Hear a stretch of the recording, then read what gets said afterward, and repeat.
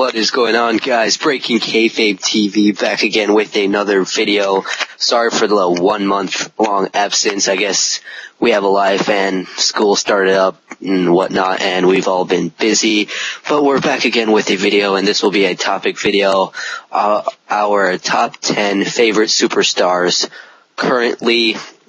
This is not all time. We'll shortly be doing all time. This is just currently, and I'm here with Jamin1998 as usual, and me, Random WWE 1043. And yeah, let's get to it. We'll be going from 10 to 1. So yeah, my number 10 is none other than Roman Reigns. Roman Reigns, a big powerhouse. He really hasn't done anything big as a singles competitor so far. That's why he's low on my list, but still, Roman Reigns is a badass, and he's strong as hell. I really can't wait until he goes into a singles competitor, to see what he does, but he's great where he is right now with the Shield, with Triple H and Orton and all that. And yeah, don't have much to say here, but Roman Reigns is my number 10. Alright, my number 10 is Justin Gabriel. I picked him my number 10 because me and Random WWE 1043 most of the time watch Main Event together, and we watch it for Justin Gabriel because he's not really on Raw or SmackDown very often. And Justin Gabriel gets to show his skills every Wednesday night. Even though it's not live, he still gives it a good matches, very entertaining, and hopefully one day he'll be back on Raw or SmackDown. And yeah, nothing much else to say. He's been a tag team champion like once or twice with like Heath Slater, and maybe one day he'll get a mid-card title, and maybe even on after that world title. But yeah, that's it for my number 10.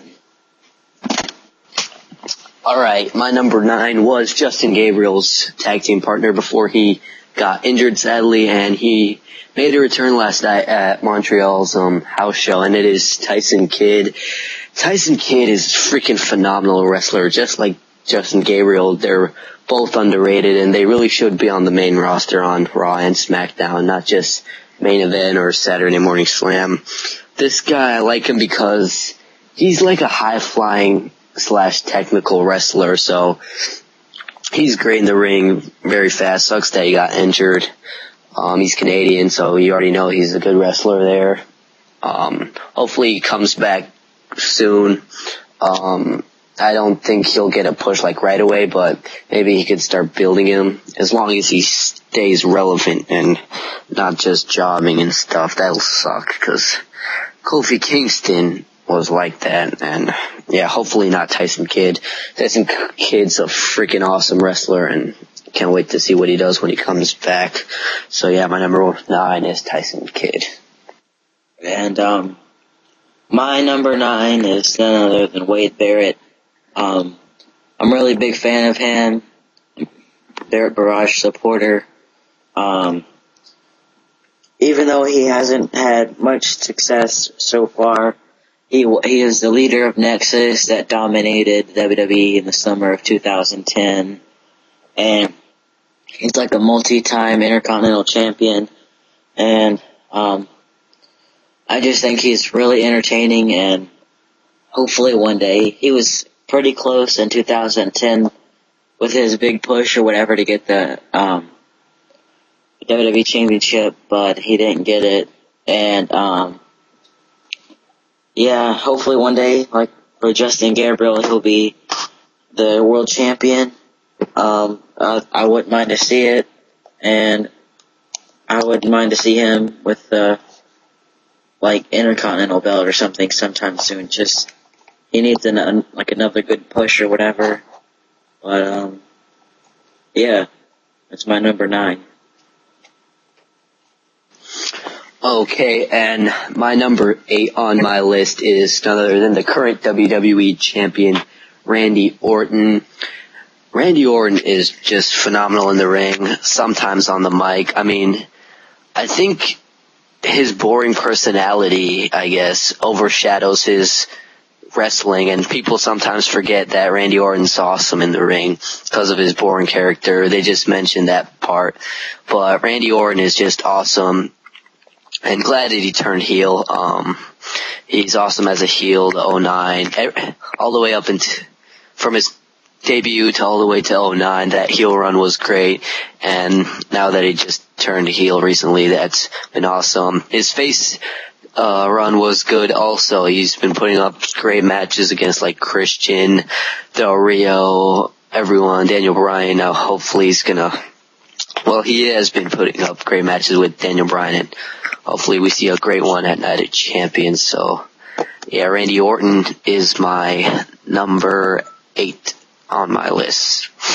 My number 8 is the World Heavyweight Champion, Alberto Del Rio. I don't really hear much people saying that he's one of their favorites. I know that not a lot of people like him, but I like him, and I think he's a good wrestler, and I'm not going to say that he needs a push and get a world title because he already has the world championship.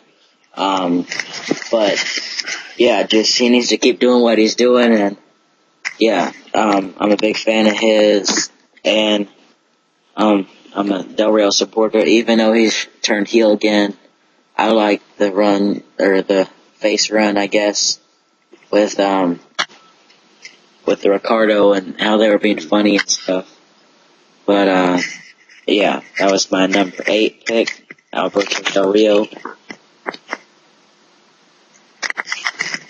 Alright, so my number 7 pick on my list is Cody Rhodes. Cody Rhodes, very underrated. He's been in the WWE for 6-7 years, and still hasn't, not even. He's been there for 2007, so 6 years. Oh, and he debuted in 08 or something, and he had the tag team title with Hardcore Holly. He was there in 2007. Alright, whatever. He was there in 1988 when Dusty Rhodes was there. Shut up. But yeah, Cody Rhodes, he was in WWE in 2007 when Randy Orton was feuding with Dusty Rhodes. And Cody Rhodes was here and there helping out his father. But yeah, he's been there for 5-6 years and underrated. He's one of the few that can freaking do a moonsault perfectly. Puts on great matches. He's had great matches with Orton this past Monday Night on Raw twice this year. Ted DiBiase, I think, Booker T, all these guys. He's very good in the ring and needs a little mic skills work. But this past Raw, when he got fired, he just let it all out, telling what WWE treated his family like. And I don't think Cody Rhodes is really fired. I think he's just taking time off because of his wedding, and then when he comes back, he'll definitely be relevant because of the Triple H thingy. If the Randy Orton and Triple H thing is going on, maybe he'll come back around Survivor Series time and he'll be on Team Bryan. So yeah, I can't wait until Cody Rhodes comes back, and Cody Rhodes is number 7 on my list. My number 7 is Dean Ambrose, one of the 3 members of the Shield. He's the current United States champion, going good so far. Not really going to say that he needs a push because he's the United States champion and he hasn't been in WWE as long as Wade Barrett or Justin Gabriel. But I would like to see him as world champion someday. But yeah, I like what he's doing right now, putting on some great matches, and yeah, nothing really else to say because he hasn't done that much by himself besides the United States title and some good singles matches. But yeah, that's my number 7. Alright, my number 6 is like your number 7, and that is Dean Ambrose. Dean Ambrose is freaking awesome. Really hasn't had a breakout singles match in WWE. Probably won it against Daniel Bryan maybe, but as a tag team, he's put on great matches. love his selling. Like, if he takes a spot, he does the facial expression and everything right. I don't even have to talk about his mic skills. He's just awesome. Like, last night on SmackDown commentary, that was funny as hell. And even on this, when it's serious on the mic, it's just, he delivers every time he's on TV. That's all. So yeah, number 6 is Dean Ambrose. My number 6 is awesome. No pun intended. It is The Miz. Also a lot of people don't really like The Miz. Like, a lot of people don't After his face turn. I like Miz, heel or face. I think that he's really funny. And after I met him, it made me like him and respect him a lot more. And, he's been a WWE champion. He's had the United States Intercontinental and Tag Team champion multiple times. And, yeah, he's right now pretty much doing the Miz TV thing, not really in any big feuds, or, well, he sort of is in one of Fandango now, but I like what he's doing every week. I think he's real funny, and I like to watch him in his matches. But like what I was saying with the Miz TV thing is, he's pretty much making, on like SmackDown night, or Friday nights on SmackDown, making the feuds go even better, because it's got like the 2 people or whatever. And the Miz TV is just funny, but I'm going on too long. But yeah, Miz is my number 6, I think. Is that what number we're on? I forgot. Yeah. That's my number 6. Alright, top 5, guys. My number 5 is Antonio Cesaro. What can I say about this guy? This guy should be World Heavyweight Champion by now. I mean, this guy, for his size, is just freaking awesome. Yesterday he did a freaking awesome drop kick, like the beginning of his match against, I think, the Usos, and that was a great drop kick, but it's not about last night. This is overall, I mean, this guy's like, what, 6'4", maybe 6'5", and he's probably the strongest, person in WWE right now. He freaking did a neutralizer to Great Ali, for crying out loud. He puts on great matches with Daniel Bryan so far, Sami Zayn, which is El Generico on NXT. Those 3 matches they had were freaking awesome. They have to watch or you guys have to watch those matches. They're awesome. And his mic skills need to work. That's why I think he should have a manager and stuff, but yeah, I think it should be Paul Heyman. But yeah, number 5, Antonio Cesaro, awesome wrestler, strongest probably in WWE, either him or Roman Reigns. And yeah, number 5 is Antonio Cesaro. My number 5 is none other than the WWE champion, Randy Orton, and I've been a fan of his since around 2010. I was a big fan of CM Punk until around then. I just thought the straight edge thing got a little too far, and yeah, I've liked Randy Orton since then, and yeah, I think he puts on some good matches. I know a lot of people say he's bland and does the same things, just like John Cena, but I think that he can put on some good matches. And another person don't really say that he needs a push or the world title or anything, because he's the champion. But nothing really too much else to say. Yeah, that's my number 5. Alright, going on to my number 4, it is Dolph Ziggler. Dolph Ziggler, freaking awesome wrestler, right from 2006, started from the bottom, and well, I can't really say anymore he's here now because he lost the belt. but still great wrestler. He's improved on the mic a lot. Now he's just speaking his mind, like Daniel Bryan, CM Punk, Ambrose, Rhodes, like how they're doing now.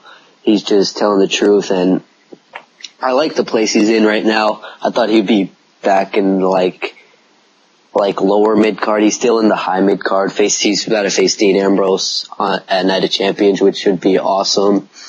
Of course, he's a selling machine. Every move he takes has a purpose, and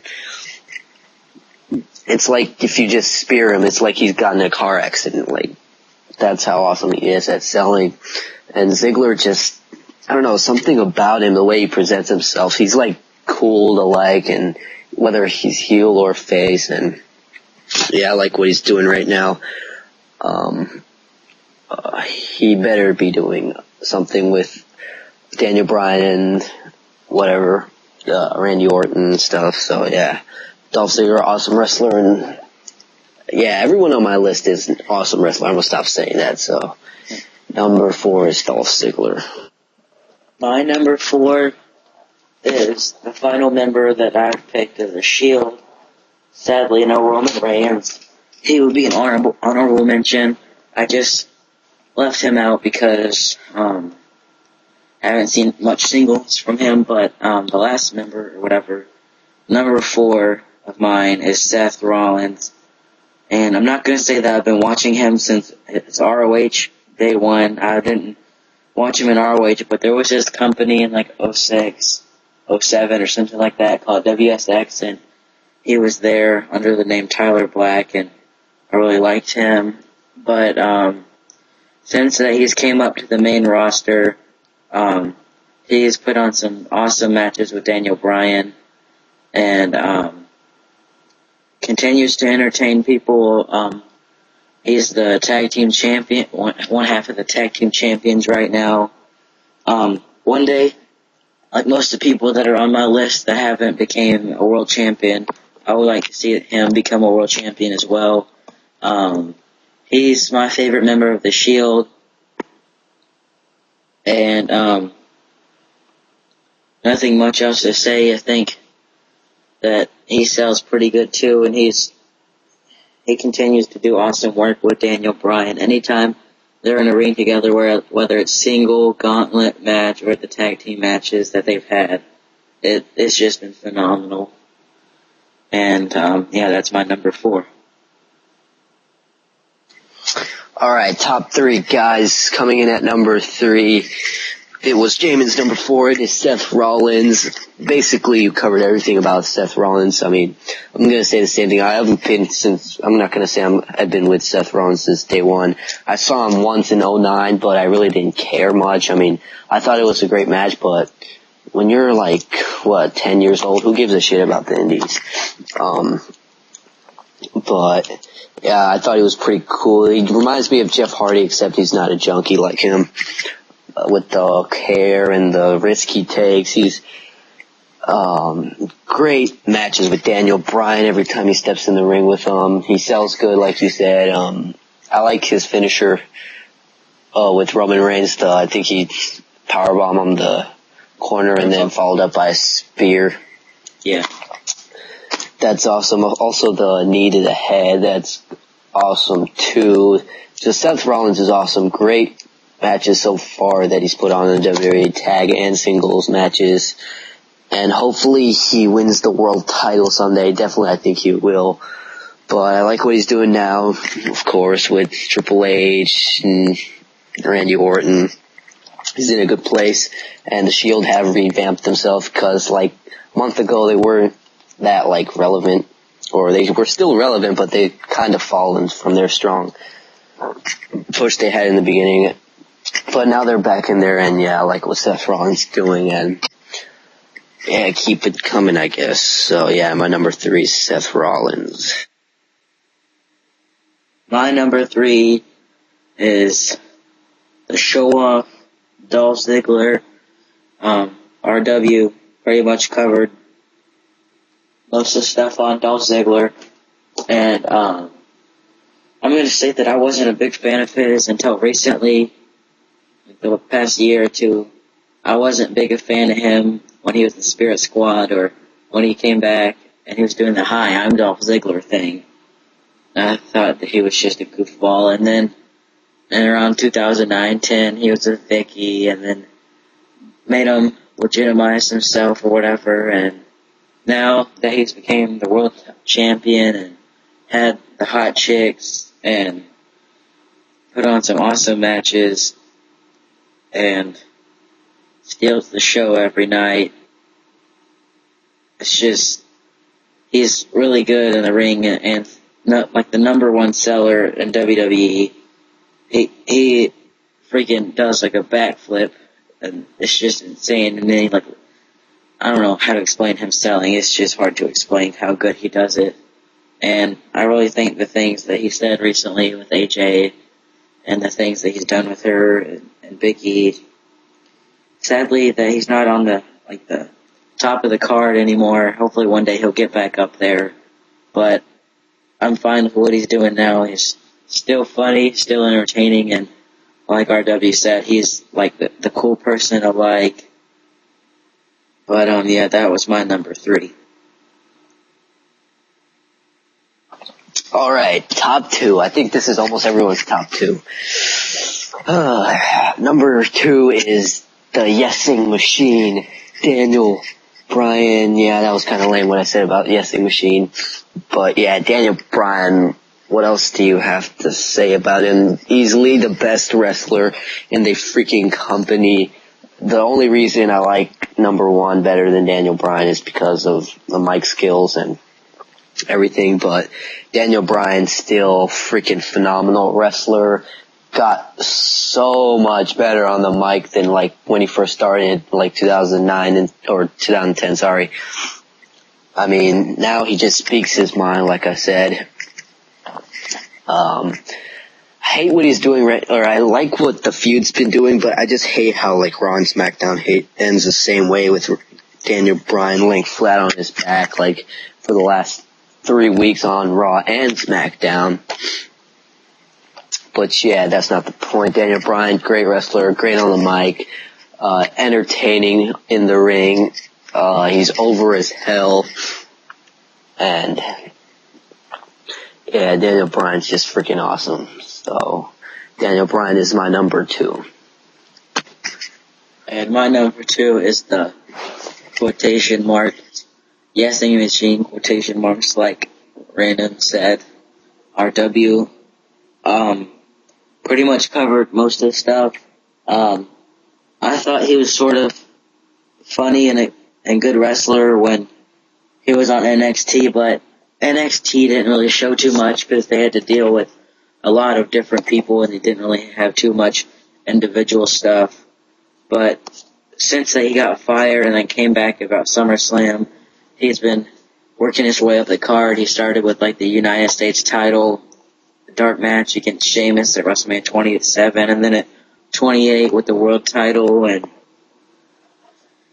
he is winning over the fans because he's one of the interactive people, like so, sort of, this is a weird comparison, but how Stone Cold had the what thing, he has yes, how the crowd chants yes, and I can't wait until I go to the next show. It's like on the 20th, so I can just yes until I pass out.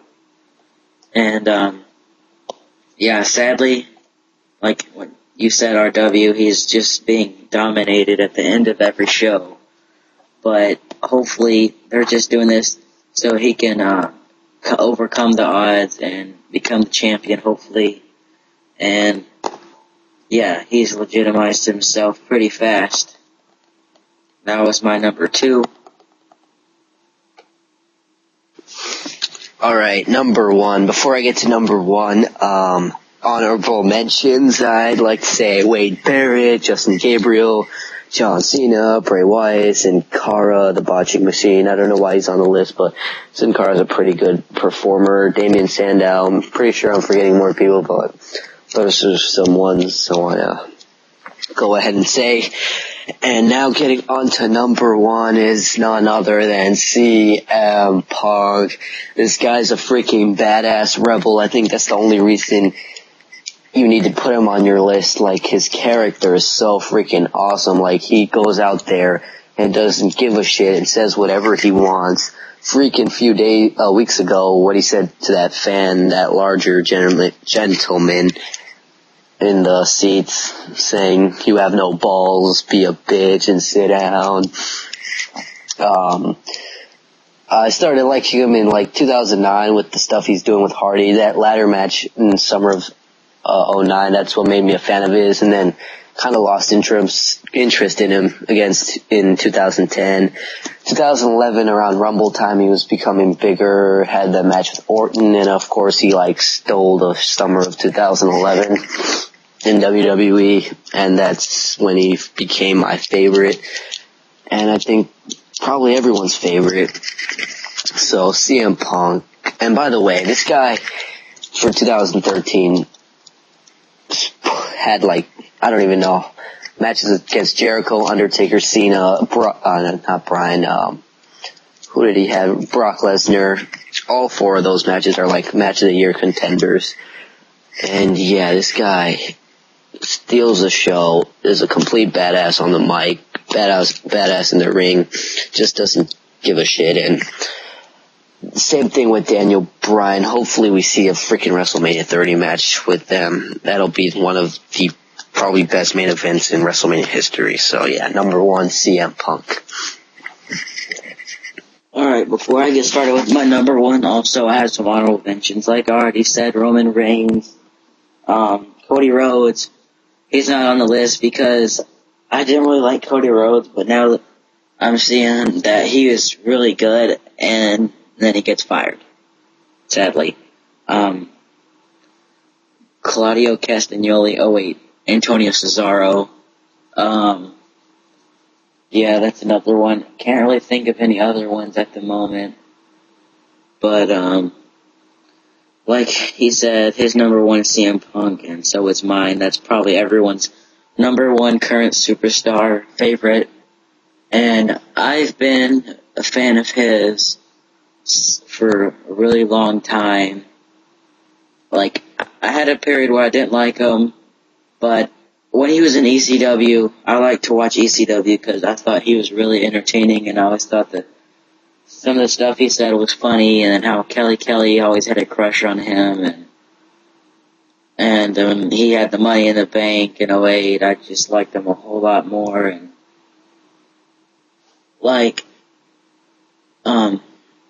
in 4th grade or something, we did some kind of project where you had to put your favorite things on there, like 4 favorite, 2 or 3, something like that. Some of the favorite things. And I had a picture of an Xbox and a big picture of CM Punk. And I liked CM Punk until around 2010 when the SES thing sort of got out of control, and then he did the new Nexus for a little bit near the end, I think. And then during the summer of Punk in 2011, everyone, including me, hopped on the bandwagon. Everyone was a fan of Punk, and so was I, and I've liked him again ever since. And he never has a bad moment or match. Me and RW always say gold and platinum and diamonds is what CM Punk is and all that good stuff. And yeah, nothing really much else to say that he's already covered. He's got match of the year contenders every single year, pretty much. And he probably will continue to. Not really in the world title spot for either championship, but it's okay. He doesn't need a championship to become big. He's already made himself a legitimate superstar, and even if he has the Intercontinental belt, it's not going to bring him down like in '05 when Triple H had the Intercontinental belt and stuff like that. And I think he'll bring if he does win the Intercontinental Championship, he'll bring purpose back to the title again. Yeah, instead of it changing every 2 or 3 pay-per-views. But yeah, nothing really else to say. We've pretty much covered our top 10 and in detail instead of just saying number 10, Justin Gabriel. Number 9, Wade Barrett. We went into detail and, yeah. Got anything else to say? Alright, let's just go over our list. My number 10 was Roman Reigns. Justin Gabriel. Number 9, Tyson Kidd for me. Wade Barrett. 8 was Randy Orton. Alberto Del Rio. 7 was Cody Rhodes for me. Dean Ambrose. Number 6 was Dean Ambrose for me. 5 was Antonio Cesaro. Randy Orton. 4 was Dolph Ziggler. Seth Rollins. 3 was Seth Rollins. 3, Dolph Ziggler. 2 was, yes, Daniel Bryan. No, Daniel Bryan. And number 1 was the best in the world, CM Punk. Yes. CM Punk is my number 1 also. So I guess that's about it for this video. Thank you guys for watching. Remember to rate, comment, subscribe, follow us on our individual Twitters, and subscribe to our individual channels. And we'll catch you in our next video, which is very soon. Sorry. Thank you, Boston.